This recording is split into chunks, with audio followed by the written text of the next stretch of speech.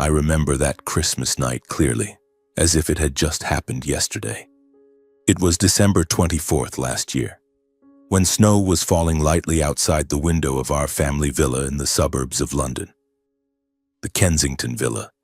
The name alone exudes nobility, with its marble columns and vast garden decorated with thousands of twinkling lights. I, Lorenzo Kensington, 36 years old, walked in wearing a simple suit, no cravat, no flashy wristwatch. I didn't want to stand out, and indeed, no one paid any attention to me. The party was held extravagantly as it was every year, but this year it was even more so. My parents, Mr. Maxwell and Mrs. Eloise, had invited all sorts of guests, business partners, social friends, even the media, all to celebrate my older brother Louis Kensington's company, 38 years old, making headlines in newspapers and on television. His company, a real estate firm, had just signed a massive contract, turning him into a star in the business world. I overheard snippets from reporters loitering outside the gate. Louis Kensington, the perfect heir to the Kensington Empire. Empire, I smiled to myself. They had no idea where the real empire truly lay. As I pushed open the door and stepped inside, Christmas music echoed from the high-end speakers, blending with the lively chatter and laughter. The grand living room was decorated magnificently. A towering Christmas tree adorned with sparkling crystal ornaments, an endlessly long banquet table laden with everything from caviar to premium French wines. The guests crowded together, everyone dressed elegantly in formal attire. I slipped through the crowd, trying to find a quiet corner. My father, Mr. Maxwell, tall and imposing with his white beard, stood in the center, holding a champagne glass and laughing heartily. Our Louis has made history. The company is on television. The press can't praise him enough. This is the greatest pride of my life and my wife's. He clapped my brother Louis on the shoulder. Louis stood beside him with a triumphant smile, his shiny black tuxedo fitting perfectly over his muscular build. My mother, Mrs. Eloise, was busy moving between groups of guests, boasting endlessly. Louis is the most worthy heir. He's been brilliant since childhood. Look at him now, taking the company to new heights. We're so proud. My mother always said that, like a familiar refrain. I stood tucked into a corner, silently observing the party unfolding before me. No one offered me a glass of wine, and no one bothered to ask how I was. My seat was arranged at the edge of the banquet table, right next to the kitchen door, where the clatter of dishes drowned out both the music and the laughter. I was present there, but as if I didn't belong. Not a welcomed guest, but rather a superfluous existence in my own home. I sat there, nibbling on a piece of toasted bread, my eyes scanning the crowd. Louis was the center of attention, surrounded by partners, shaking hands warmly. He was slightly taller than me, his black hair neatly combed, his voice booming as he recounted his latest triumph. We beat every competitor. This contract will change the face of the real estate industry. The guests applauded enthusiastically. I remained silent, only nodding when someone happened to glance my way. In my mind, numbers flashed by. My investment conglomerate, operating in the shadows, had just closed a $50 million deal with international funds. But I kept it hidden. I had never used money or power to buy recognition from my parents. They thought I was just a guy doing vague service jobs, and I let them think that. Then that moment arrived. A few curious guests, perhaps new friends of Louis, turned to ask about me. A middle-aged woman wearing a sparkling diamond necklace tilted her head. "What are you doing these days, Lorenzo?" Before I could open my mouth, my father interrupted with an awkward laugh. "Oh, Lorenzo? He just does services, odd jobs. Nothing noteworthy." My mother nodded in agreement, her voice slightly shrill. "That's right, Lorenzo doesn't follow big business like Louis. He prefers a simple life." My mother's tone sounded like an excuse, but her eyes were clear. Disdain. I felt it like a light knife cut to the heart. Not the first time, but it still hurt. The atmosphere began to shift as the formal dinner started. We sat down at the table, and my parents could no longer hold back. They began comparing the two brothers right in front of everyone. Mr. Maxwell raised his glass. "Today we toast Louis, the greatest pride of the Kensington family. And Lorenzo, you should learn from your brother. At your age, you still don't have a proper career." His words echoed. The guests fell silent, a few glancing at me with pity. My mother continued, her voice sweet but sharp. "Luis has been outstanding since childhood, while Lorenzo, he's incompetent. He hasn't achieved anything, just drifting with service jobs. We're so worried about him." My heart pounded. Incompetent? No career? Those words hit me like stones thrown in my face. I gripped my water glass tightly, trying to stay calm. Luis, my older brother, didn't miss the opportunity. He turned to me with a condescending tone, as if bestowing a favor. "Little brother, I'm giving you sincere advice. Stop drifting aimlessly. At 36 and still like this, it's a failure. Let me teach you how to do business. I have experience." He laughed loudly, patting my shoulder as if patting a naughty child. The surrounding guests laughed along, but it was forced laughter. The party atmosphere became awkward and heavy. Some guests looked down at their plates, clearly uncomfortable, but no one spoke up. They were afraid to offend the powerful Kensington family. I remained completely silent. No rebuttal, no explanation. I just sat there, observing every glance, every word. My father's eyes were full of pride when looking at Luis, but when they flicked to me, only disappointment. My mother smiled falsely, masking her contempt. Luis was smug, as if he was born to stand above me. In my mind, memories flooded back like an old film. From childhood to adulthood, I had always been the faint shadow behind my brother. Luis excelled in studies, was outstanding in sports, and was proudly sent to study at Harvard by my parents as a matter of course. I was different. I figured things out on my own, learned by myself, built my career without ever taking a single penny from the family. The times I brought home small achievements, they were quickly overshadowed by the familiar phrase, "Your brother did even better." The nights I stayed up building my company, no one knew and no one cared. And now, right here in the middle of this dazzling Christmas party, nothing had changed. I looked around the luxurious room, crystal chandeliers shining brilliantly, the gentle sound of violins, the delicious aroma of food. No one in this room knew the truth about me. That I, Lorenzo Kensington, am the chairman of a discreet investment conglomerate, an empire worth $350 million operating completely independently from the family. I had built it from nothing, through sleepless nights and risks that nearly led to bankruptcy. I invested in technology, underground real estate, and promising startups, all under a veil of secrecy. I deliberately kept my identity hidden, not out of fear, but because I wanted them to recognize me for who I truly am, not for money or power. But now, seeing them mock me, I wondered, is it worth it? My heart beat faster as I thought about it, excited not from anger but from a decision forming in my mind. I could stand up right now, reveal everything, and leave them stunned. But no, I chose silence. The party continued, laughter echoing, toasts dedicated to Luis. I quietly stood up, left the table, and walked out the back door. No one noticed, or if they did, they didn't care. The Christmas music still played joyfully behind me, mixed with chatter and laughter. I stepped outside. Snow fell lightly on my shoulders, the cold wind piercing to the bone. A cold thought flashed through my mind. Next Christmas, things will no longer be like this. In the days that followed, I returned to my familiar life. Discreet meetings, numbers dancing across computer screens, and an empire that no one in my family knew about.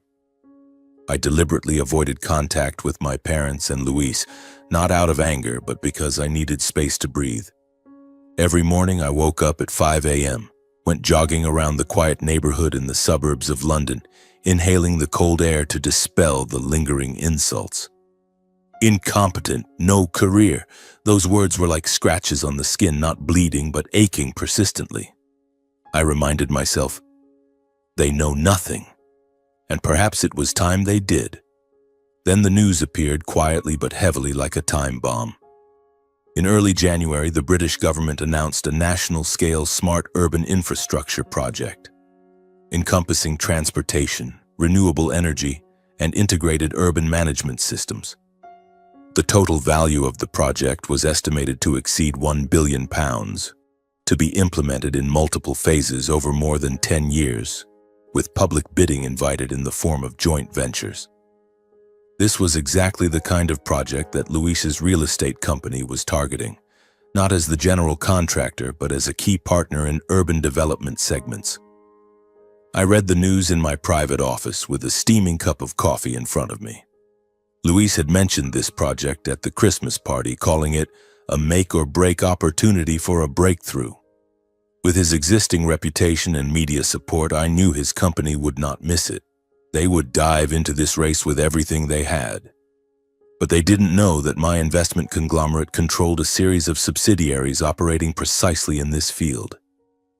We had been investing in green technology and sustainable infrastructure for years, with underground projects in Europe and the United States.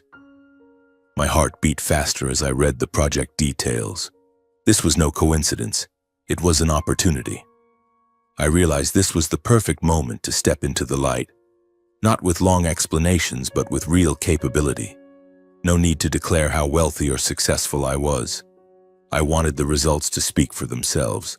I immediately called my team and instructed them to prepare the bidding documents. We would participate through Green Tech Solutions, a subsidiary that operated independently but under my strategic control. On paper, it was just a company specializing in green technology infrastructure. No one knew I was behind it, at least not until now. The following weeks were a whirlwind. I plunged into work, overseeing every detail. The bidding proposal was prepared meticulously, not in the flashy style of Luis, but focused on long-term strategy. Sustainability with renewable energy, risk control through predictive AI, and community benefits. Meetings stretched late into the night, one after another, involving engineers, lawyers, and financial experts. I demanded that everything be reviewed down to the last detail. Our proposal had to compete not only on cost, but also excel in long-term vision and practical implementation capability. In my mind, images of Luis flashed by as the truth gradually emerged, stunned perhaps, but certainly not just surprised. There would be worry, and then I wondered, how would my parents react? Would they finally see my true ability, or would they still find ways to rationalize everything and continue siding with him? The bidding day arrived faster than I expected. It was a chilly March morning at the government building in central London. I drove there alone, wearing a simple dark suit, no cravat, just a leather briefcase containing the documents.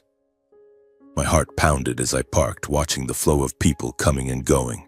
Businessmen with tense faces, reporters lingering outside the gate. I knew Luis would be there with his large team and sky-high confidence.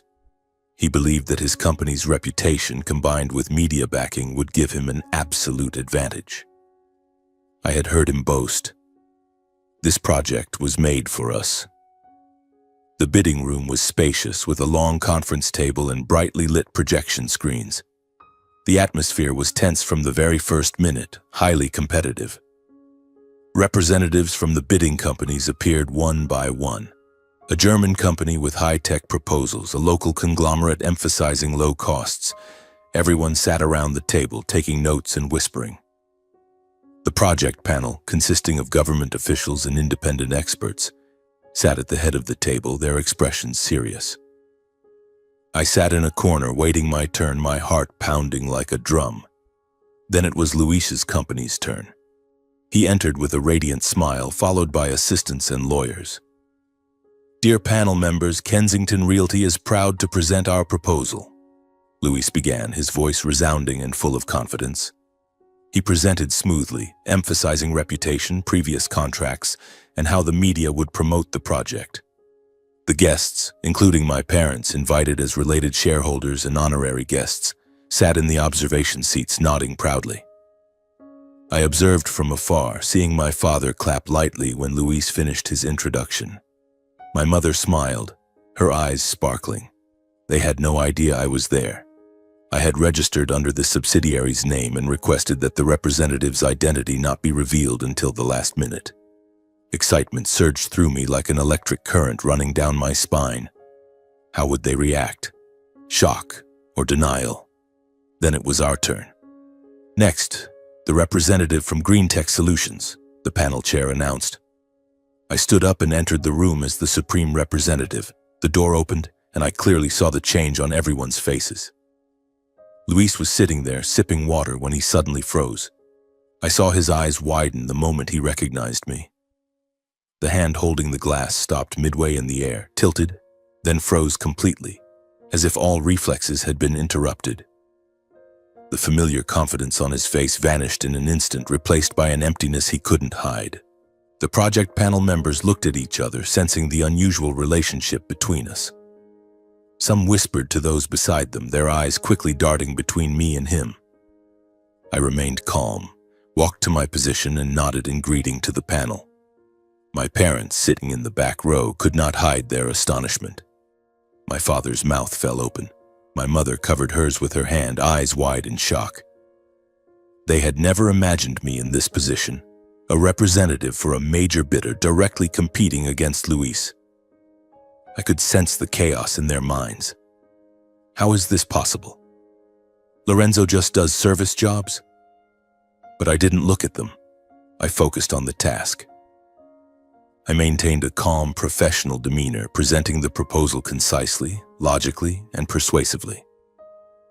Dear panel members, Green Tech Solutions proposes a sustainable model with a focus on AI technology for risk control and energy optimization. We commit to reducing carbon emissions by 30% within 5 years, while ensuring long-term profits for the government. I projected slides explaining each step, from financial planning to international partnerships. My voice was steady, but inside my heart was pounding. This was the moment, the truth emerging without words. The panel began asking technical questions. How will you handle risks from climate change? I answered fluently, demonstrating deep understanding and real experience from previous projects. We have applied a similar model in Berlin, reducing risks by 25% through real-time data. The questions came rapidly, and I handled each one coherently, with specific evidence and clear data. Meanwhile, Luis began to lose his composure. I saw him fidgeting in his seat, his face flushed, scribbling frantically but with trembling hands. He realized his advantage was shrinking right in front of his family and partners. His proposal suddenly seemed weak, too focused on reputation, lacking technical depth. One panel member turned to him. Compared to green tech, how will your company implement sustainability? Luis stammered in response, trying to justify, but his voice lacked confidence, no longer as assured as at the beginning. The bidding session lasted 2 hours, but to me it felt like a slow-motion action movie. With each minute, the tension escalated. I could feel my parents' eyes fixed on me, full of confusion and shock. Luis looked at me as if I were an enemy, no longer the failed little brother. At the end of the meeting, the panel thanked everyone, but a heavy atmosphere lingered. The truth about my identity didn't need declaration, but was already crystal clear. I was not incompetent. I was a real competitor. I left the meeting room first without looking at anyone. But out of the corner of my eye, I saw my parents stand up and leave the room in silence, their faces pale. They said nothing, just held hands and walked into the hallway. Luis remained seated, facing a competitor he had never considered an equal. He stared at me, eyes full of anger and confusion. My heart pounded, not from fear, but from anticipation for what was to come. This project was only the beginning. My family was about to face the truth, and I would not back down. The days following the bidding session passed in a storm of emotions. I returned to my office and buried myself in work to forget their gazes. My phone buzzed incessantly, messages from my assistant updating progress, emails from the project panel praising our proposal, but not a single call from my family. I knew they were digesting the truth, and I waited. Not for an apology, but to see how they would react. It was thrilling, yes, like standing on the edge of a cliff, unsure whether the wind would lift me up or pull me down. Then the call came, on a rainy evening. My father phoned, his voice low and deep, lacking the pride it had held at the Christmas party. "Lorenzo, come home tomorrow." The whole family will be there. We have some things to clarify." I agreed without asking more. My heart raced as I hung up. This was it, the private family meeting where everything would be laid bare. I lay awake all night thinking about what was to come. Would they acknowledge me or try to pull me back into my old position? The next morning, I drove to the Kensington villa. The familiar road felt heavier than ever. The snow had melted, replaced by a drizzle that made everything damp and gloomy. I stepped inside. The smell of coffee and toasted bread wafted from the kitchen. The scent of family mornings, but today it held no warmth. My parents sat in the living room, their faces stern. Luis was already there, sitting on the sofa, holding a glass of water, looking like a wronged victim. The atmosphere was tense from the start, not the initial surprise from the bidding session, but rather an air of scrutiny and control, as if I were a criminal being interrogated. I sat down facing them. My father spoke first, his voice cold. "Lorenzo, explain yourself. What's going on? You're the chairman of that green tech company. Why did you hide it from us?" My mother nodded, her eyes red. "That's right, son. Why did you conceal your identity? That's disrespectful to the family. We're your parents. We should have known." Not a word of congratulations, not a question about my journey. They focused on questioning me as if my success were a crime. My heart tightened, excitement mixed with disappointment. What had I expected?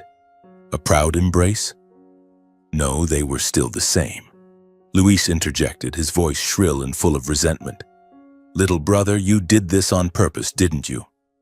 You knew how important that project was to me, yet you dared to compete against me. Do you want to humiliate me in front of partners and our parents? Is this revenge for the Christmas party?" He played the perfect victim, his eyes glaring as if I were the betrayer. I looked at him, remembering his smug gaze when he had humiliated me in front of everyone. And now, he was trembling, not with regret but with anger at being threatened. My parents quickly sided with Luis as if it were a reflex honed over the years. My father patted my brother's shoulder. "Luis is right. Brothers competing against each other is wrong. It goes against family values. Lorenzo, what were you thinking? The family must stay united." My mother burst into tears. "Son, we raised you all these years not for you to treat the family like this today. Yield to your brother. It's just between family." I sat there listening silently, my heart pounding. In that moment, I understood a familiar but bitter truth. No matter how successful I became, my parents' first instinct was always to protect their favored son. Luis would forever be the center. And I had never been more than a supporting role that could be pushed aside when needed. The conversation pulled me back to the past, where everything was always weighed on a scale so naturally, as if it were obvious. I grew up under those comparisons. No one ever said outright that I was inferior, but there was always a standard named Luis right beside me. I clearly remember when I was 10 years old, both brothers entered a school drawing contest. I drew our family, parents, brother, and me, sitting around the dinner table.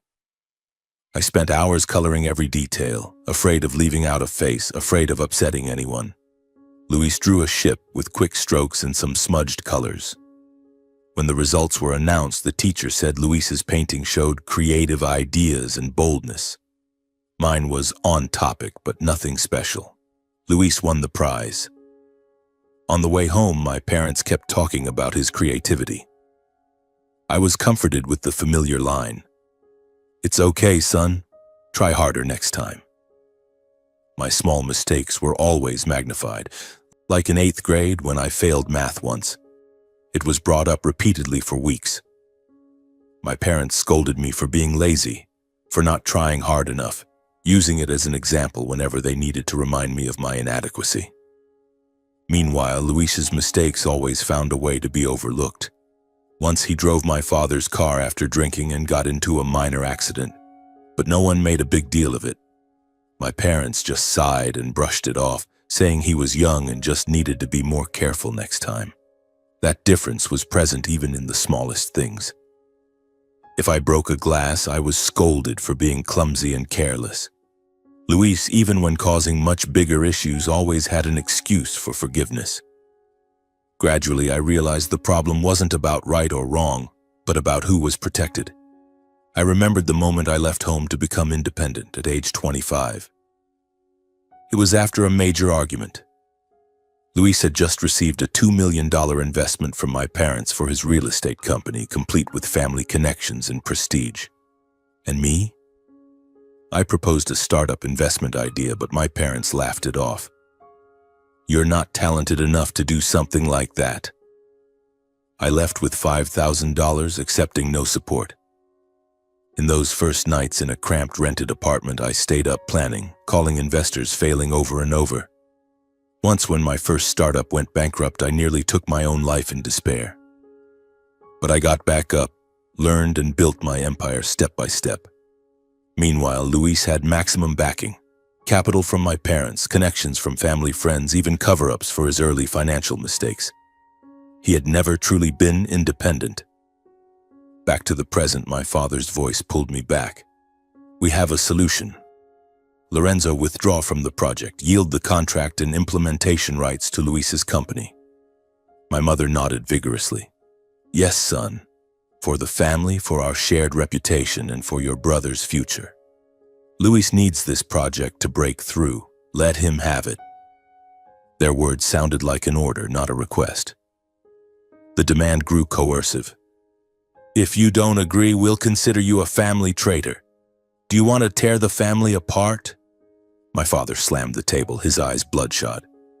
I calmly realized this wasn't a proposal, but a disguised ultimatum. My heart pounded hard, excitement making my hands tremble slightly under the table. They didn't ask about my efforts, the sleepless nights, the risks I bore, the successes I built from nothing. They didn't care how hard I had worked. They only cared about preserving the old order. Luis at the top, me in his shadow. For the family? Those words echoed, but they were just a veneer for favoritism. I looked at them, keeping my voice calm. "Mom, Dad, I respect the family, but this is a project I've invested a lot of time and effort into. I need more time to think before deciding." Luis didn't react as sharply as before. He just leaned back in his chair, silent, his eyes unable to hide his discomfort. My parents looked at me, both disappointed and expectant, as if convinced I would change my mind given more time. No one said anything else. I stood up and left, my heart beating faster than usual. I knew they were waiting for my answer, and I also knew that once that answer was given, nothing could ever go back to the way it was. The conversation ended, but inside me, everything became clearer than ever. For the first time, I saw myself facing an unavoidable choice. Continue stepping back, continue staying silent to preserve what was called family, or step forward and defend the value I had built with my own hands over the years. I understood that if I yielded again this time, I would forever remain the familiar shadow behind my brother. And for the first time, I realized I no longer wanted to live that way.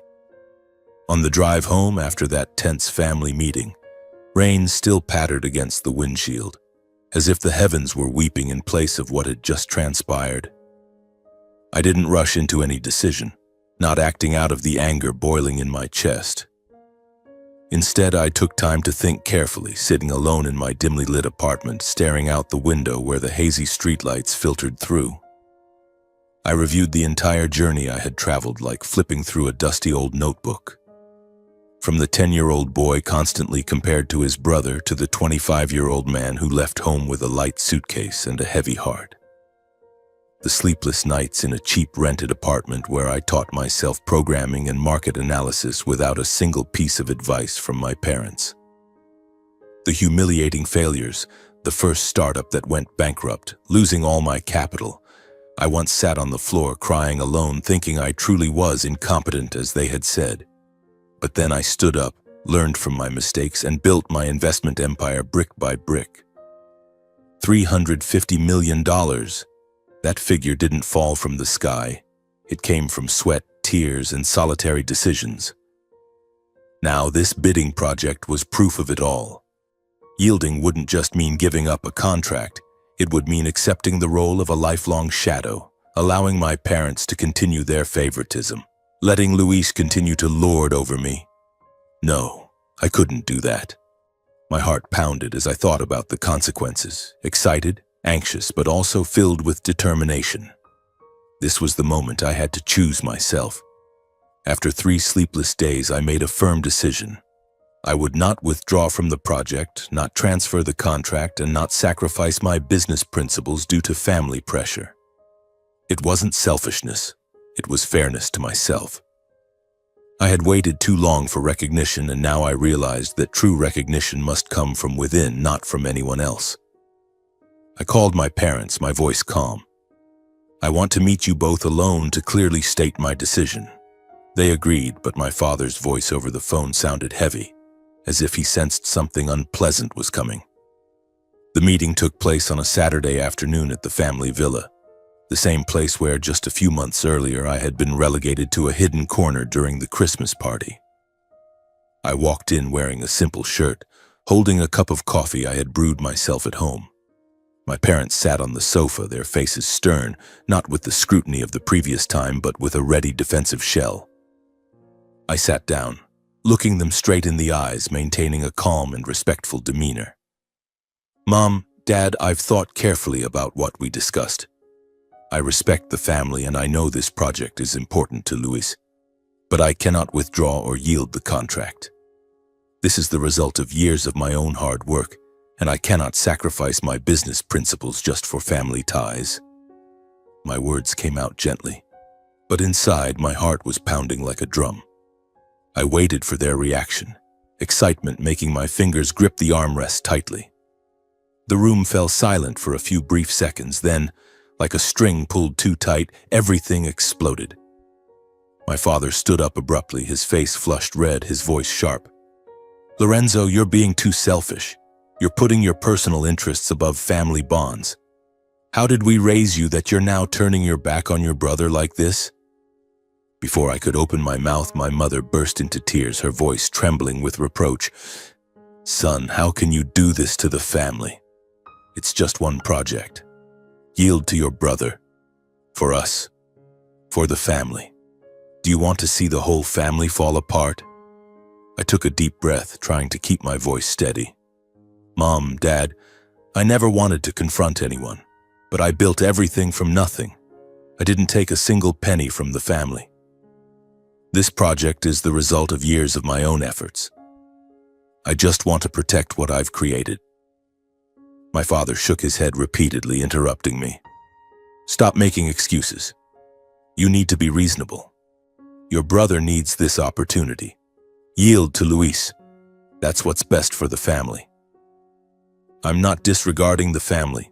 I tried to continue, my voice starting to hoarse. But why is it always me who has to sacrifice? My mother repeated, almost pleading. Don't calculate like that. Among family, who's better than whom? We just want everything to stay peaceful. Yielding one step won't cost you anything. The words I spoke seemed to slide right past them, touching no one. They weren't listening to my reasons, didn't care about my journey. They just repeated one single demand as if everything had been predetermined from the start. My heart ached, not from anger, but because I finally understood. In this story, they had never truly wanted to hear me. In their eyes, there was only Luis, only the old order that needed protecting, and I was still just the one expected to step aside. Then Luis appeared, almost on cue, as if it had been arranged beforehand. He entered from the back door, his face pale, breathing heavily, carrying the demeanor of someone backed into a corner. Little brother, do you really want to take it this far? He said, his voice trembling but loud enough to fill the room. You know this project is make or break for me. Without it, my company will collapse. Yet you're still insisting on keeping it. You're single-handedly tearing this family apart. Before I could respond, my parents turned to him. My mother quickly pulled Luis close, her voice choked. Stop, son. We understand. You've suffered enough. Luis seemed energized by it. He took a deep breath, his voice rising with resentment. From childhood to now, I've yielded to Lorenzo so many times. I've always been the one carrying the responsibility while he always did whatever he wanted. Now, when I need it, he turns his back. Mom, Dad, think about it. How can I bear this? My father frowned deeply, turning fully toward me. Lorenzo, did you hear what your brother said? Do you realize what you're causing? I tried to stay calm. Mom, Dad, I don't want to hurt anyone. But I can't abandon what I've built just because of this pressure. I'm not taking from Luis, I'm only protecting my own share. My own share? Luis sneered. In this family, nothing is truly individual. Everything is shared. Or have you never considered this a family from the start? My mother sobbed, hugging Luis tightly as if afraid he would collapse. Son, don't say that. We won't let this happen. We won't let Lorenzo destroy the family. The atmosphere in the living room grew thick and oppressive. I stood there feeling as if I were on trial. No one asked what I truly wanted. No one listened to my journey. Every gaze was directed at Luis, the one to be protected, the one who needed saving. Finally, my father spoke, his voice lowering to a chilling coldness. Lorenzo, I'll say it clearly once. If you don't yield, we will consider you no longer our son. Choose your family or that damned project. Those words cut straight into my chest. I looked at them, at each familiar face, and for the first time recognized an undeniable truth. This wasn't a momentary outburst of anger, but a deliberate choice. They were willing to disown me to protect Luis, to preserve the old order they believed was right. My heart pounded hard, both in pain and coldness. But I didn't beg, nor did I back down. I spoke, my voice strangely calm. I understand. I accept my decision. I stood up, walked to the door, and didn't look back. Outside, the rain was still falling heavily, cold and persistent, just like the feeling gradually spreading inside me. From then on, my parents cut off all contact completely. No calls, no messages, no attendance at any events related to me. My birthday passed in silence, not a single wish. I was officially excluded from the family, both emotionally and nominally. They removed my name from the inheritance list and stopped inviting me to family gatherings. Though it was painful, like a deep wound in my heart, I had no regrets. For the first time in my life, I had protected myself. In those first nights, I lay awake, remembering childhood memories, family dinners, summer vacations, now just distant recollections. But that pain gradually turned into strength. The isolation from my family became the motivation that drove me to focus entirely on the project and my work. I met with my team daily, refined the proposal, and tracked progress. The subsidiary Green Tech grew strongly, with international partners flocking in. I stood alone on my apartment balcony, looking out over the glittering city of London under the night lights. The cold wind blew past, carrying the lingering scent of rain. I no longer sought recognition from my parents. Only the path ahead, chosen by myself, remained. My heart beat steadily, excited for the challenges to come, but this time I was ready to face them alone. In the first weeks after being disowned, my life flowed into a new rhythm, isolated but focused. I poured all my energy into the project, holding endless meetings with my team in the discreet office in the city center. There were no more calls from my parents, no more fake concerned messages. Instead, there was a heavy silence, like an invisible wall. I knew Luis wouldn't sit still.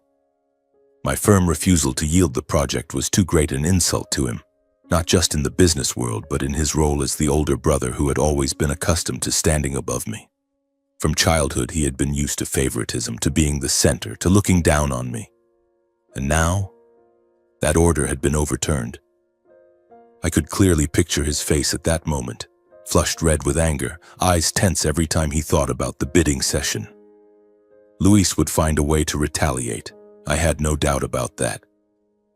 The feeling of excitement was still there, like standing before a gathering storm. But this time I was no longer passive. I was prepared. The first sign came on a Monday morning when my assistant rushed into the office, face pale. "Boss, a major partner just canceled our meeting. They said they need to review the contract." I frowned and checked my email. It wasn't just one. 3 partners, essential suppliers for the smart infrastructure project, suddenly paused cooperation. The reasons were vague, resolving internal issues. My heart raced, excitement surging. This was no coincidence. Luis had begun using his industry connections to pressure partners and suppliers working with my conglomerate. He had a wide network, from university friends to officials in the real estate world. I had heard him boast about them at the Christmas party. Now they had become weapons aimed at me. One partner confessed over the phone, voice whispering, "Luis called us saying that working with you could be risky. We don't want to get involved." I gripped the phone tightly, feeling blood rush to my head. Dramatic, yes, like a spy movie, but this was real life and I was the target. It didn't stop there. A discreet smear campaign was launched, spreading rumors that my investment conglomerate lacked transparency and was just a financial shell. I read them on underground business forums, anonymous posts. Green Tech Solutions? Rumor has it it's a shell company hiding dirty money. Then came the press, a small article in a local financial newspaper citing internal sources claiming we were under investigation. My heart tightened as I read those lines. I didn't need to guess long to know who was behind it. Luis, for sure. He had always known how to manipulate the media, using it to elevate himself before and now turning it against me. The consequences came quickly. A few partners temporarily froze cooperation, causing delays in the project right from the early stages. The installation of test equipment was postponed, and questions began arising from the project panel. Is there any issue? I immediately convened an emergency meeting with the team. My voice remained calm, even though a storm raged inside. We have to get through this. Review every process. There must be no further mistakes. The surrounding pressure caused me to lose sleep. I lay awake all night, my mind constantly revolving around the next moves, knowing this was only the opening salvo. Then the climax arrived. Luis found ways to approach regulatory agencies, subtly reporting financial irregularities to drag my conglomerate into prolonged audits. I received a letter from the U.S. Financial Authority notifying me of a surprise inspection.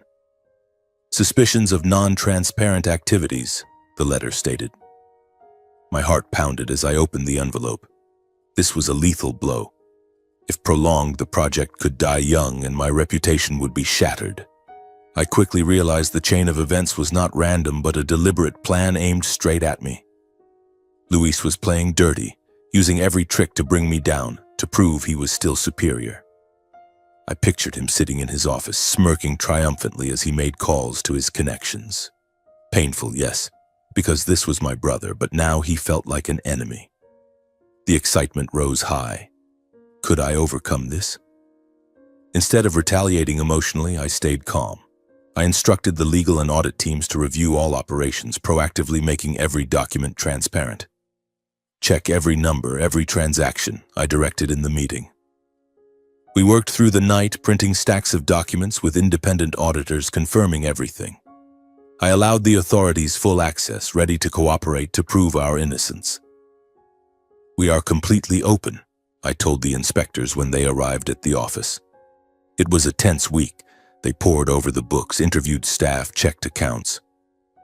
My heart pounded every time I received a report. They asked about last year's transaction. It was thrilling, like walking a tightrope. One small mistake could cause everything to collapse. But I knew I was clean. Everything was legal, built from zero. The inspections concluded with no violations found on my conglomerate's side. The lead inspector officially announced, "Everything is clear, no issues." I breathed a sigh of relief but didn't smile. On the contrary, during the document review process, some irregularities from Luis's company began to draw attention. They found suspicious transactions, transfers of unclear origin, likely from his connections. I received news from my lawyer. They're shifting the files to the other side. My heart beat faster. Dramatic, yes, like an unexpected twist. Luis had dug his own grave. But I restrained myself, not rushing to exploit those weaknesses. I didn't want to play his way. Instead, I poured all my focus into the project. We must not get distracted, I told the team. Work accelerated again. The AI test systems were installed on schedule, and we soon reached the first major milestone. The prototype model recorded a 15% reduction in energy consumption. My project achieved key milestones, receiving positive evaluations from the panel and international partners. An email from the panel. GreenTech's proposal excels in sustainability. Partners returned, apologizing for the misunderstanding. The reputation of my discreet investment conglomerate was strongly reinforced, while Luis's tactics gradually backfired. Sometime later, everything began to collapse like a dilapidated building toppled by a storm. It was on an early summer morning as I sat in my office sipping a bitterly strong black coffee when my phone vibrated with a news app notification. The media was abuzz with reports of irregularities in Luis's company operations. Headlines screamed across the front pages. Kensington Realty implicated in financial fraud scandal, or shady dealings behind the real estate empire. My heart pounded as I read them. Not out of glee. I'm not the kind of petty person who delights in seeing others fall, but out of excitement, as if a time bomb I had long sensed was finally detonating. Regulatory authorities stepped in following cross-industry audits. Initially, those inspections had targeted me as a chain reaction from what Luis had sown. But the deeper they dug, the more the investigation shifted direction. Familiar traces began to emerge, and this time, they led straight to him. Transactions once shielded by connections and reputation could no longer hold. Layer by layer, they were peeled away. Opaque funds transferred offshore, falsified invoices, cleverly disguised tax evasion tactics. All of it, things that had previously languished in the shadows, was now placed directly under daylight with no room left for denial. I sat there scrolling through the articles, my feelings mixed. Part of me ached because he was my brother. Another part felt it was justice. Luis had played dirty, and now the consequences had arrived. I recalled that last phone call, his voice trembling with panic. He had never imagined he could fail, having been shielded by our parents from everything since childhood. But now the truth spared no one. A formal investigation was launched, focusing on serious financial fraud and violations of business regulations. I followed it from afar, through the press and updates from my lawyer. They delved deep into Kensington Realty's books, uncovering vulnerabilities Luis had thought were secure. My heart raced faster with each new development, exciting and dramatic like watching a crime thriller, except the protagonist was my own flesh and blood. Then that moment arrived. An official summons was issued. The truth was no longer within Luis's control. He was called to the investigation office, and the media abruptly changed its tune. Articles that had once praised my brother now collectively questioned his business ethics. From star to suspect, the story of Luis Kensington, that headline spread everywhere. Reporters swarmed the villa, partners severed ties, and the company's stock plummeted uncontrollably.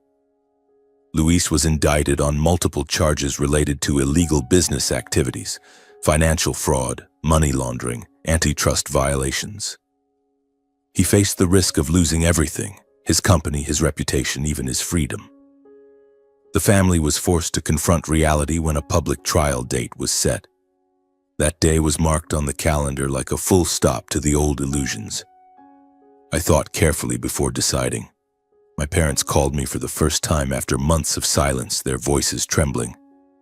"Lorenzo, will you come to the trial?" "For Luis." I paused for a few seconds, my heart pounding.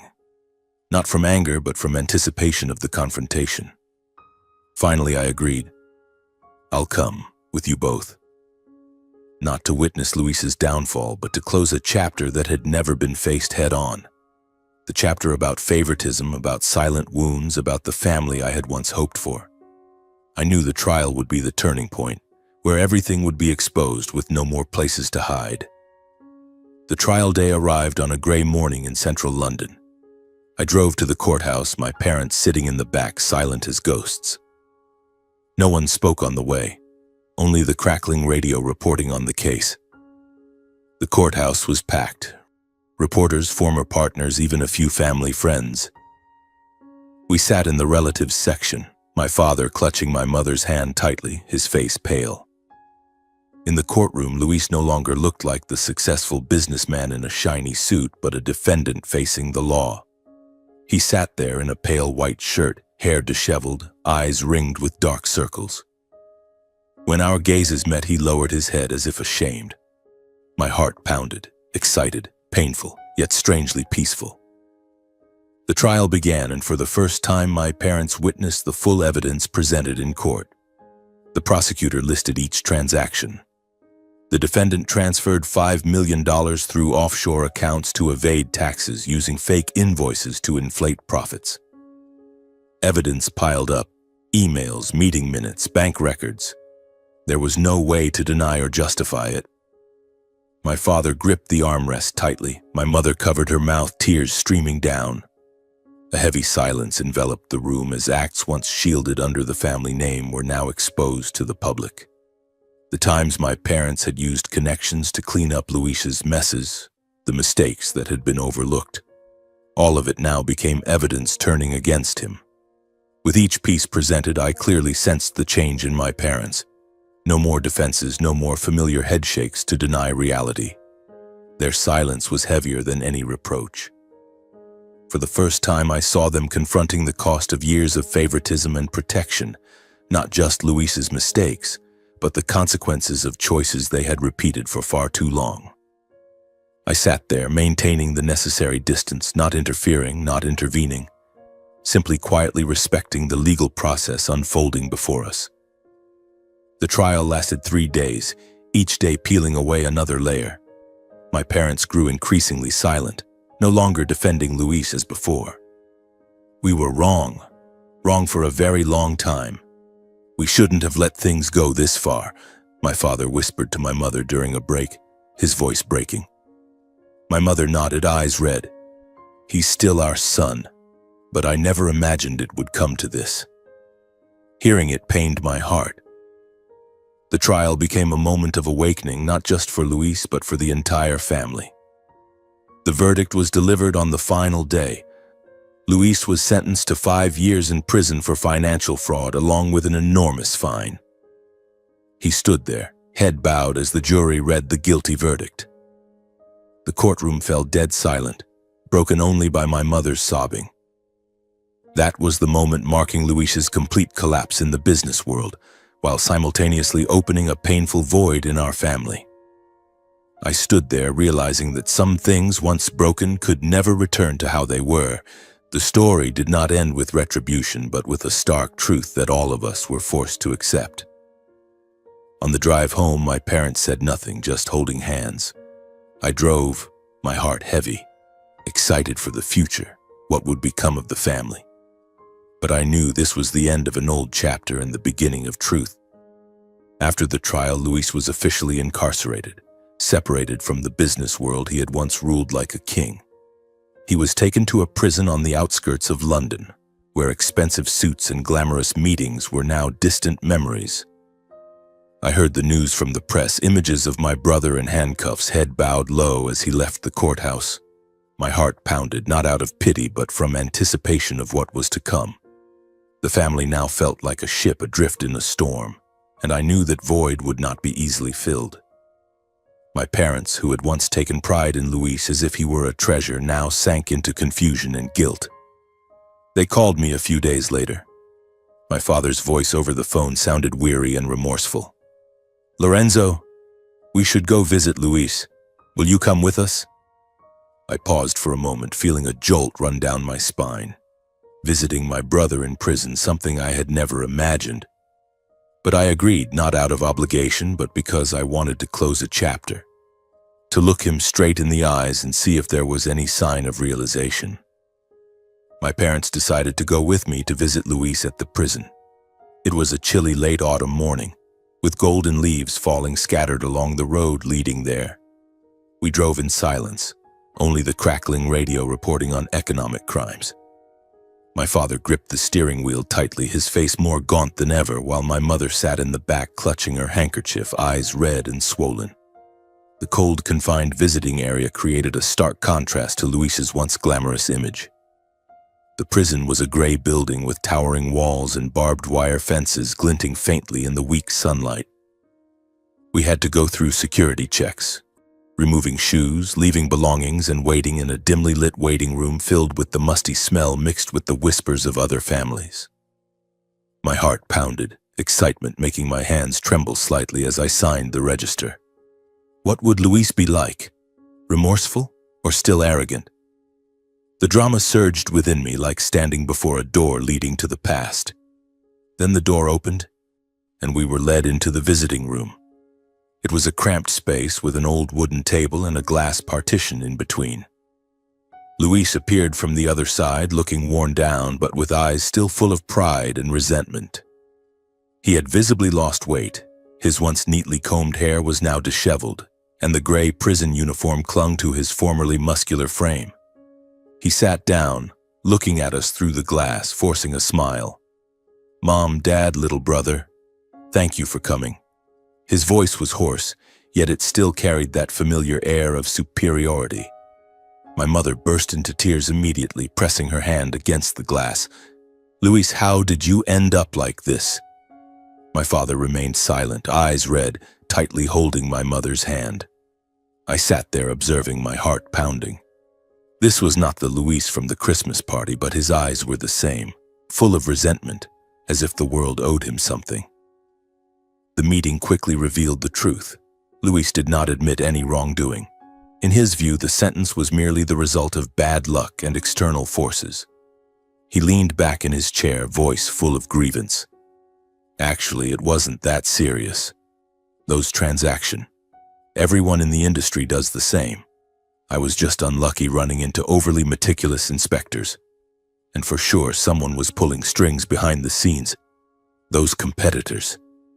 He paused, looking straight at me, his eyes flashing with bitterness. "You know it, don't you? If you had yielded the project back then, things wouldn't have gone this far. If you had just been reasonable, I wouldn't be sitting here." My heart tightened, a mix of excitement and anger surging. I realized that in his mind, I was still the cause of it all. Not a word of apology, not a trace of regret for the dirty tricks he had used. "Don't you see the problem lies in what you did yourself?" I asked, my voice low but clear. "Whether you got the project or not, those shady things still existed." Luis let out a soft, sarcastic laugh. "You always talk about morals. But life isn't that simple. Is anyone completely clean? I just did what was necessary to survive." Then he turned to our parents, his voice shifting to the familiar, almost default tone. "Mom, Dad, you'll help me, right? Our family has strong connections. It can be sorted out. At worst, a few years, and I'll be out again." My mother remained silent, unresponsive. My father avoided his gaze, but Luis seemed not to notice. He flashed a condescending smile, as if he were still sitting in a luxurious office rather than this cold visiting room. In that moment, I understood that what trapped Luis was not just the iron bars, but his stubborn belief that he had never been wrong, and that the world was obligated to revolve around him. My parents listened in silence for the first time, not rushing to defend or make excuses for Luis. My father bowed his head. My mother wiped her tears but said nothing. There were no more phrases like "Luis did the right thing" or "our son has been wronged." They sat there as if seeing his true character clearly for the first time. I realized my brother's stubbornness did not stem from his current circumstances, but had been nurtured over years of being shielded and indulged blindly. From childhood, Luis had always been forgiven. Cheating on exams, drunk driving accidents, even his early business mistakes had all been covered up by our parents. They always said it was for the family, but in reality they were raising a selfish monster. Now sitting in prison, he remained the same. No awakening, only resentment piled high. My heart raced, not from fear, but from anticipation of the moment I had to say things that had never been said. I didn't argue or try to convince him. I simply maintained my calm and clear boundaries. "Brother, what's done is done," I said, my voice gentle and steady. "Perhaps you should take the time to think about what you've done." Luis sneered and leaned back in his chair. "Sounds like you're lecturing me. Easy to say when you're the one walking away with everything." "I didn't come here to win or lose," I replied, "nor to claim credit or dredge up the past. I just want you to understand that this wasn't caused by me." Luis shook his head, voice dripping with sarcasm. "Win or lose? Out there, do you think you're so clean? The business world has no place for innocence. I was just unlucky, while you're better at hiding things." I looked at him without flinching. "You always think the problem lies in the outcome, not the choices. But it's exactly that way of seeing things that brought you here." Luis fell silent for a few seconds, then let out a dry laugh. "You say it so nicely. But without this family, without what Mom and Dad built, who do you think you are?" "Maybe I'd be no one," I said. "But what I have, I take responsibility for myself." Luis turned his face away, his voice lowering but still bitter. "You'll see. Out there, no one's any better." Behind the glass, Luis remained seated, not imprisoned by bars alone, but by his rigid belief that he had never been wrong. The door closed between us, not with noise or drama, but enough for me to understand that some distances don't need to be bridged. They only need to be acknowledged as existing. I understood that this collapse was not enough to make Luis realize anything immediately. He still lived in delusion, still saw himself as the victim. The visit ended in a heavy atmosphere with no reconciliation, no apology. We stood up. Luis watched us go with resentful eyes. "Mom, Dad, remember, help me get out of here as soon as possible." The door closed behind us with a dry click of the lock, like a reminder that needed no explanation. On the way out of the prison, no one spoke for a long while. Then my father broke the silence very softly, as if speaking to himself. "We were wrong, Eloise. We protected him too much." My mother nodded, her voice breaking with exhaustion and regret. "We're the ones who created such a stubborn Luis." They didn't turn to me or wait for my response, but I heard it clearly. For the first time, they admitted it, not to me, but to a truth they could no longer avoid. I accepted a painful reality. Some lessons cannot be learned for others, and some people only change when they truly hit rock bottom. Luis wasn't there yet. He still believed someone would pull him up, still waited for a familiar hand to reach out. And that very hope was the greatest prison he was trapped in. The visit ended with a clear sense of incompleteness. My family was still not healed, and I didn't expect it to happen soon. But this silence was no longer avoidance or imposition as before. It carried a different meaning, a belated awakening when all excuses had run dry and each person was left alone with their own responsibility. On the drive home, rain began to fall and I drove in silence, my heart still pounding. Excited for the future, would Luis change? Would my parents see me differently? But now, I only knew that the story was not yet over. In the months following Luis's imprisonment, my life entered a new phase, quieter than ever before. No more sleepless nights worrying about family matters. No more sudden calls from my parents. No more resentful messages from Luis. Instead, there were gentle dawn mornings when I woke up at 6 a.m., brewed a cup of black coffee, and sat at my desk overlooking the city of London as it awakened. My investment conglomerate was thriving. The smart infrastructure project had officially won the bid, and international partners were flocking in like bees to a hive. I focused on work, building new relationships with people who truly valued me for my abilities, not because of family ties. Late-night meetings, business trips to Berlin or New York, all of it kept me busy but fulfilled. I no longer tried to prove anything to my family. I didn't need to anymore. The recognition from my parents, something I had once craved, now felt like a faint memory. I had learned to recognize myself through the growing numbers in financial reports, through handshakes from partners, and through the inner peace when reflecting on the path I had walked. Meanwhile, I could imagine my parents' home becoming noticeably emptier. No more boasting about Luis's achievements. No more calls from partners congratulating my brother. The Kensington villa, once filled with laughter and fine wine, was probably now silent like an old museum. My father, Mr. Maxwell, perhaps sat alone in his study, gazing at the wilting garden, holding a newspaper he wasn't reading. My mother, Mrs. Eloise, perhaps busied herself with trivial household tasks, but with eyes always distant. They were beginning to face the reality that the son in whom they had placed all their hopes was no longer there to cover up every mistake. Luis, their greatest pride, was now in prison, and that void could not be filled by any excuses. I pictured my father sitting by the window, glass of wine in hand, eyes heavy in silence. Without words, I could still clearly see the moment they looked back at themselves.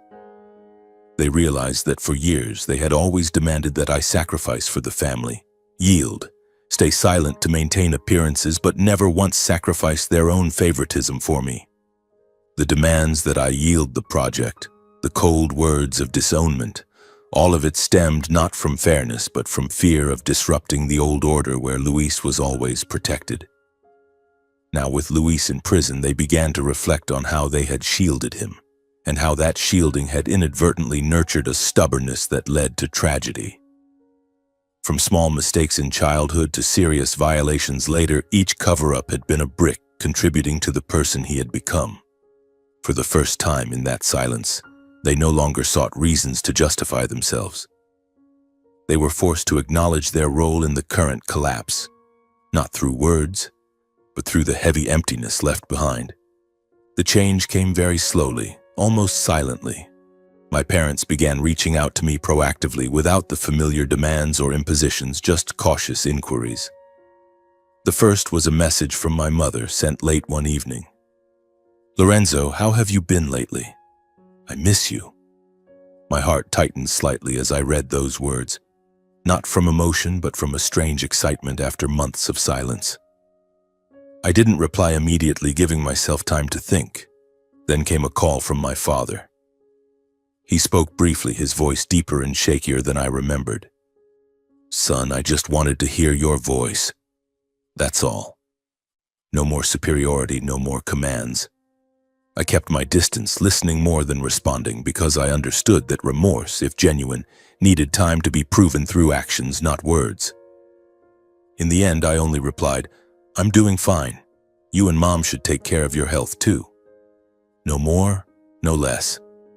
But even that sentence was enough to stir a quiet excitement in me, wondering if this was real change or just a fleeting moment that would pass as before. The healing didn't happen through one big dramatic conversation like in movies, but through small, patient, undemanding actions. My mother sent me a box of homemade cookies, the kind I loved as a child, with a note, "I made these because I miss you." My father sent an article about my project with the words, "I'm so proud of you, son."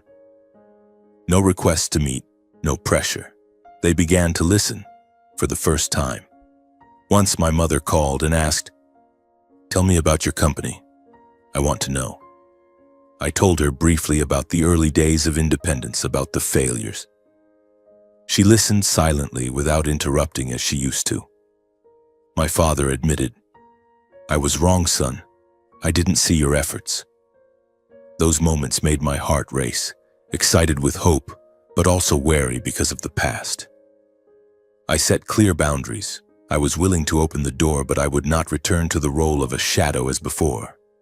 When my parents suggested meeting, I agreed, but at a neutral cafe, not the family villa.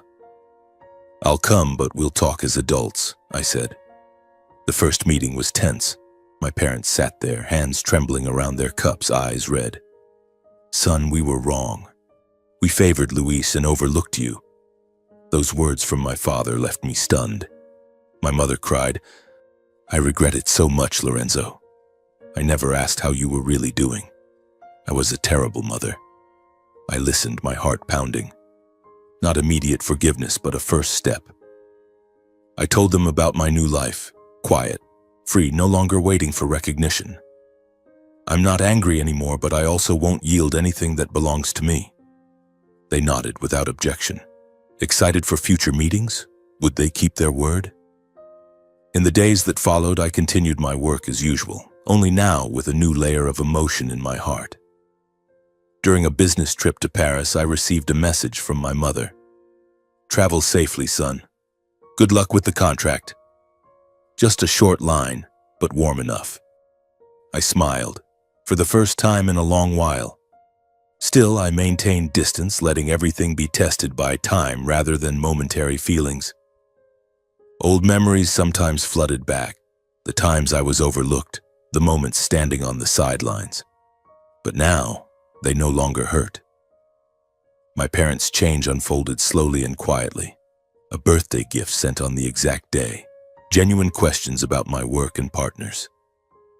Once my father proactively helped reconnect an old business contact, without any strings attached.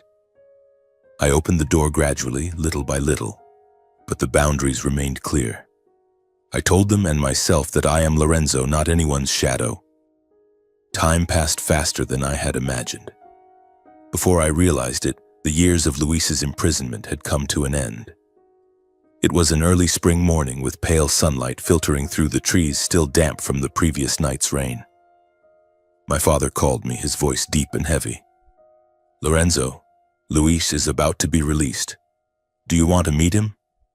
My heart pounded upon hearing that question, not out of fear but from the excitement of knowing a new phase was about to begin. I knew this moment would eventually arrive. Luis was being set free, stepping out of the prison gates in a completely different position. No longer in shiny suits, no longer with a car waiting. He stood there alone, his belongings just an old canvas bag, his face gaunt under the faint sunlight. I wasn't there that day. I pictured the scene from what my father later described. Luis standing and looking around, his eyes lost, as if the outside world had changed too much while he was confined. No company to return to, no reputation to cling to. Kensington Realty had gone bankrupt long ago, assets seized, former partners turning away one by one. Luis had to face a society unwilling to offer him a second chance. Employers shook their heads upon seeing a criminal record. Old friends avoided his calls. He rented a small apartment on the outskirts, living off the meager savings from our parents. And for the first time in his life, he was forced to accept a harsh reality. No one owed him anything. My parents hoped I would extend a helping hand to my brother, but this time they didn't dare impose or demand as before. They had learned their lesson. Blind favoritism had led to tragedy, and now they respected my boundaries. My mother called me separately, her voice cautious. "Lorenzo, Luis is struggling. I'm not forcing you, but if you could, just meet him." My heart raced as I listened, excited because old memories flooded back. The times Luis had humiliated me, the dirty tricks he had played. But I agreed to meet Luis not as a savior, but as someone offering a choice. I didn't want to rescue him from the consequences, but to give him a chance to stand on his own if he truly wanted it. The meeting was arranged at a small cafe in the city center, a place that evoked no memories of past glamour. I arrived early, sitting by the window, watching the drizzle outside, my heart pounding. Would he have changed? Or remained stubborn as during the prison visit? Luis walked in, looking weary but trying to maintain a neat appearance. Clean shirt, hair combed tidily. He sat down across from me, no longer with the arrogance or resentment of before. The meeting unfolded cautiously, like two strangers probing each other.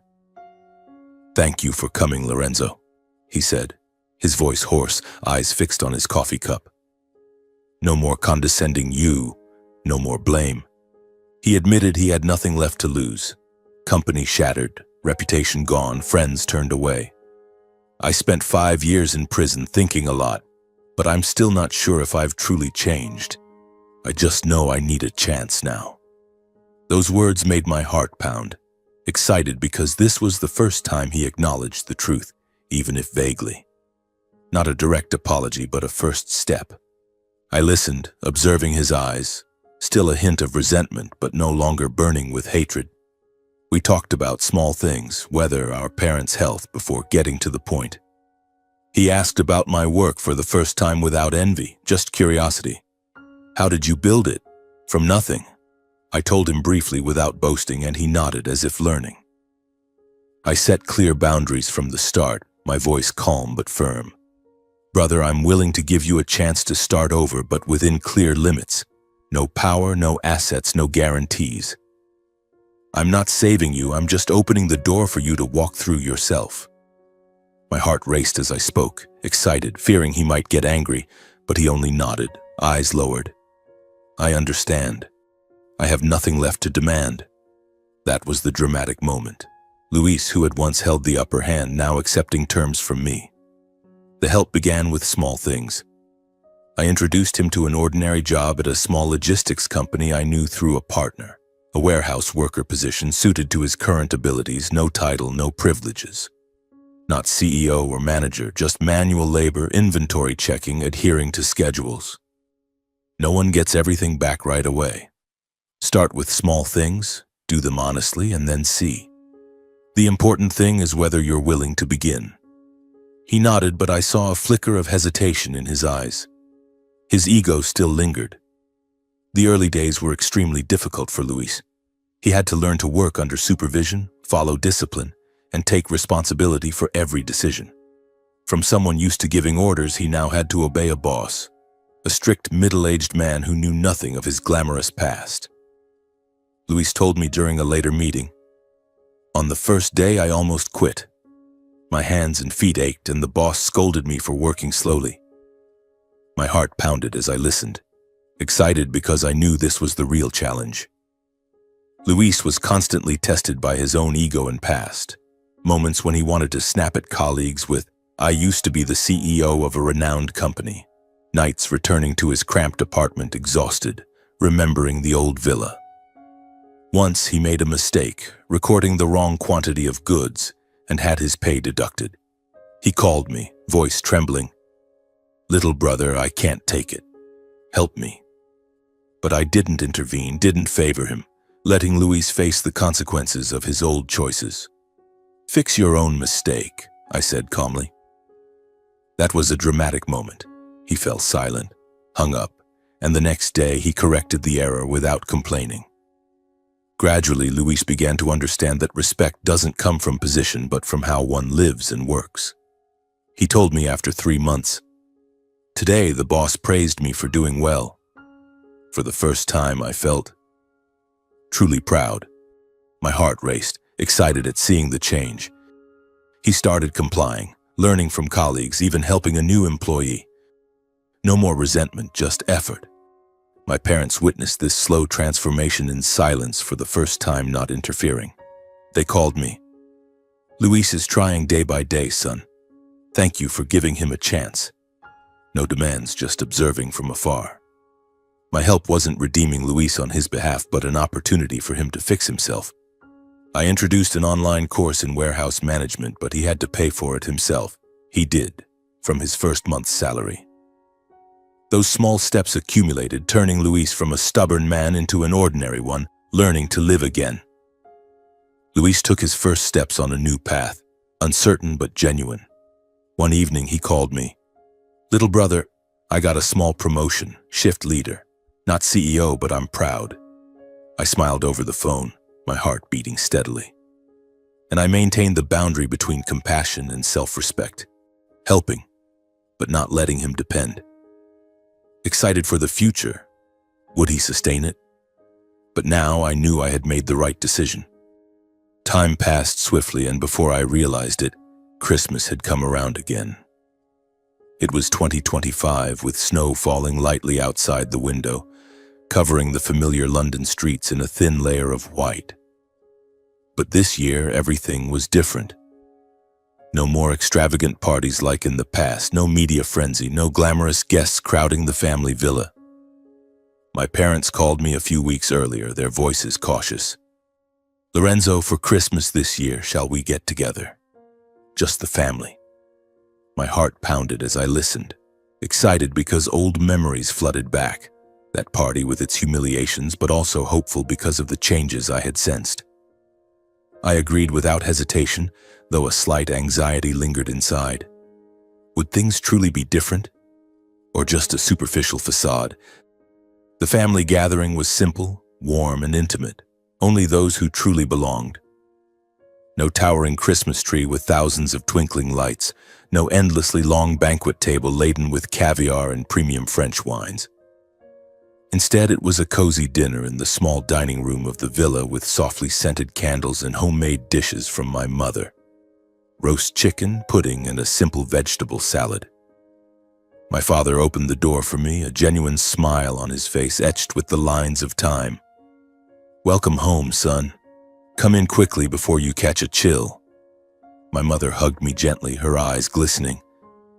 "Lorenzo, how have you been lately?" No more indifference, no more disappointed glances. I stepped inside, sensing the unfamiliar atmosphere, warm but not forced. My heart beat faster, excited because this was the first time we gathered without the shadow of favoritism. I arrived on time, no longer the one forgotten in a corner of the table as in years past, nor the center of attention.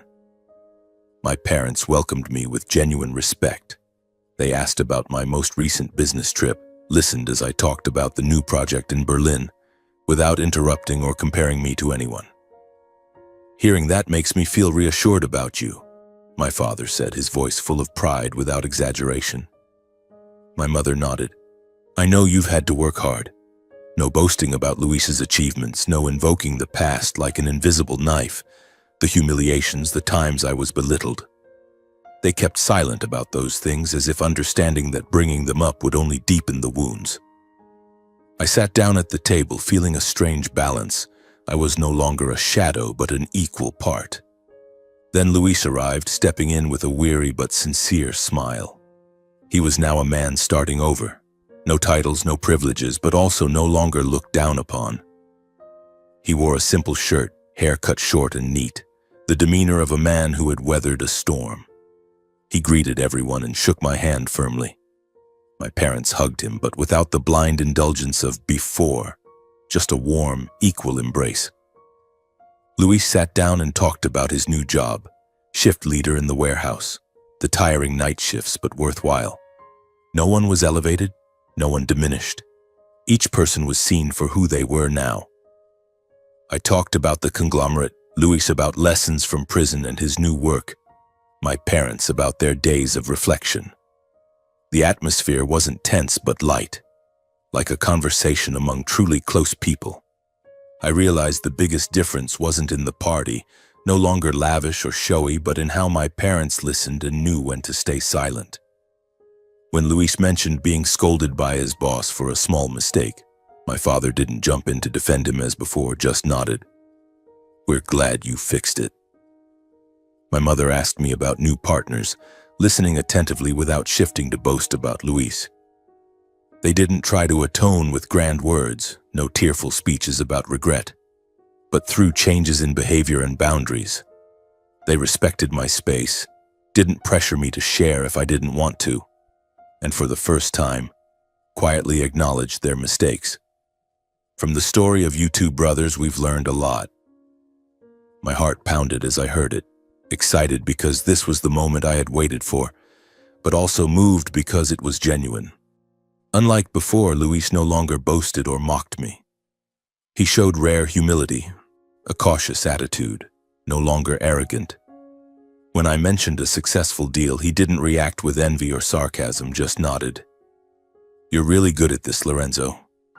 I need to learn more from you." Those words left me stunned, the first time he acknowledged me without comparison. He talked about his early days on the job, about learning to apologize to colleagues, about nights reflecting on old mistakes. No more condescending tone, just sincerity. I didn't flaunt my successes or hide my path, only sharing when asked. When my mother asked about my years of independence, I said briefly, "I failed many times, but I learned to stand on my own." They listened, and for the first time, without commentary. This Christmas atmosphere wasn't dazzling like years past. No crystal chandeliers, no gentle violin music, but more authentic and breathable than any before. We exchanged simple gifts. I gave my parents a book on business that I liked. Luis gave a painting he had made in prison. My parents gave us hand-knitted woolen scarves. Laughter rang out naturally in the house, unforced as we recalled fun childhood stories, silly games of hide-and-seek, noisy summers, without touching any wounds. My heart still raced throughout the evening, not from worry, but from a fragile excitement that one misplaced word could make everything falter. But it didn't happen. No more familiar tension, just a truly warm atmosphere. We dined together, talked late into the night, and for the first time in a long while I realized I was in a safe place. Not because the past had vanished, but because the present was peaceful enough to no longer fear. I realized that family is only truly safe when there is no favoritism or imposition. In years past, Christmas was a stage for comparison, where Luis was the star and I an unwilling spectator. Now everything was balanced. No one pushed to the peak, no one dragged into the depths. Our story closed with a clear lesson. Family bonds cannot exist if built on comparison and control. Those years taught me that family isn't a place for competition, but for unconditional support. Forgiveness doesn't mean returning to old roles, being a shadow, silently enduring, but choosing to move forward without carrying resentment. I had forgiven my parents, forgiven Luis, but not forgotten the lesson. I walked on with a lighter heart, free of the burden of the past, and a final message to the reader.